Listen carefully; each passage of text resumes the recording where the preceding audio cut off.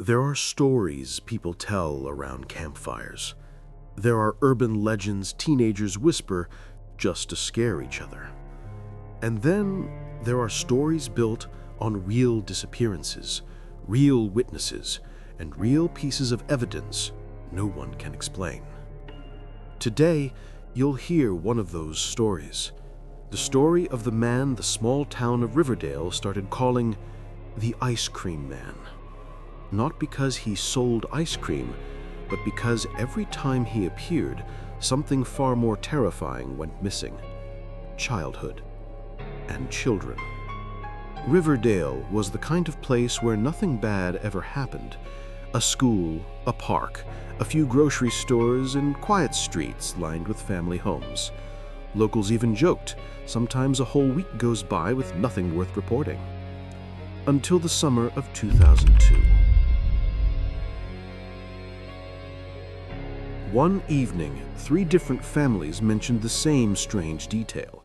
Their kids heard a melody outside their windows. Faint, old, like an ice cream truck music box that had been broken for decades. But no one, not the kids, not the adults, saw any truck. Just the sound, and the feeling that someone was watching. June 23rd, a hot evening. 10-year-old Tommy Harper stepped outside for just 5 minutes to get his bike from the sidewalk. A neighbor remembered the last moment. Tommy stopped, turned his head, as if someone quietly called his name. He walked toward the side of the house and vanished behind it in seconds. The only thing found was a small handprint in the dust and a wooden popsicle stick lying on the ground. Tommy hadn't bought any ice cream that day. Police launched a full search. Dogs, volunteers, helicopters. Nothing. No one suspected the Ice Cream Man yet. 3 days later, witnesses finally appeared. A woman living near the school said that around midnight, she heard the melody again. When she looked out, she saw an old white truck. It moved too quietly, almost like the engine wasn't running at all, like it was sliding across the pavement. Behind the wheel sat a man, in white ice cream vendor clothes, gloves, and a plastic mask, not scary, childlike, with a wide painted smile. But the woman swore the eyes behind the mask didn't move, like glass eyes. Police searched the area. No tire marks, no camera footage, no license plate, no witnesses except her, as if the truck hadn't existed. The biggest clue came from an old mechanic named Walt. He said, 20 years ago, a man brought in a similar truck, said he was making special ice cream, but inside there was no freezer, no generator, nothing, just an empty metal box. And the floor, it was freezing cold, even in summer. Walt remembered something else. On the inside of the back door hung a child's drawing, a crooked stick figure holding an ice pop. Under it, written in shaky letters, "He picked me." One evening, teenagers decided to prove the Ice Cream Man was just a myth. They hid in the park with a camera. At 10:47 p.m., the recording captured first the melody, then a thin layer of fog drifting between the trees, and then the truck.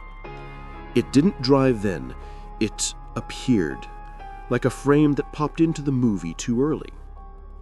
The truck stopped, the back door slowly opened, and on the audio you can hear whispers, multiple voices, soft, childlike, coming from inside the truck. The teens ran. They turned the footage over to police.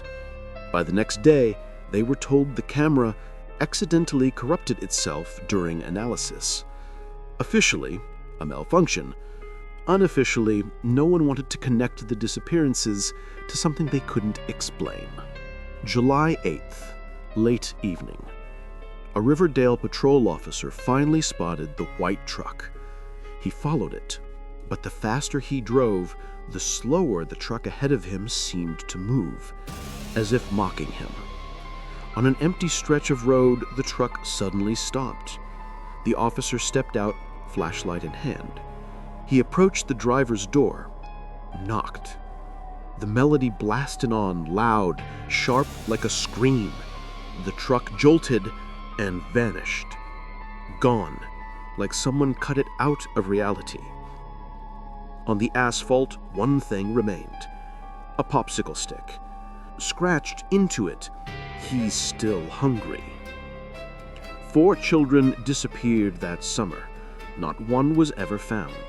No clothes, no bodies, no evidence. But every year when summer comes back, residents of Riverdale hear that same melody again. Sometimes late at night, sometimes on an empty street, sometimes near a playground, and no one thinks it's just a coincidence anymore. People say, if you hear the ice cream truck music, but you don't see the truck, he's looking for someone. And if he's looking, he's already close. This isn't a story about a monster or a ghost. It's a story about how far a human being can go when they stop seeing children as people and start seeing them as a purpose.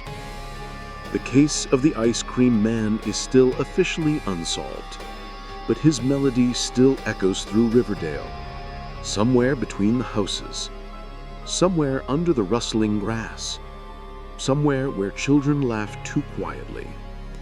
And every time that melody returns, someone always whispers, "He's back."